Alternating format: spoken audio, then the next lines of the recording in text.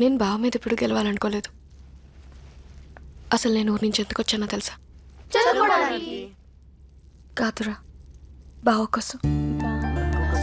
నాకు అసలు చదువు అంటే ఇష్టం లేదురా. అయినా ఫెయిల్ అయినప్పుడు ఎందుకు ఏడ్చానో తెలుసా? చదవకపోతే బావకెవరు మనుషుల్లా కనిపించరు. అందుకే కష్టపడి చదివాను. బావ కాంపిటీషన్ అయ్యాను.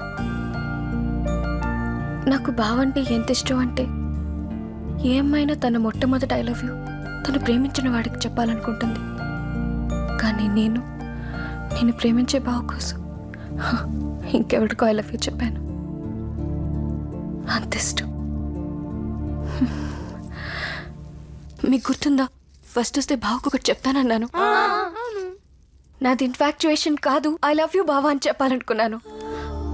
కానీ అందరి ముందు దాన్ని డిస్టర్బెన్స్ అంటే తట్టుకోలేకపోయాను.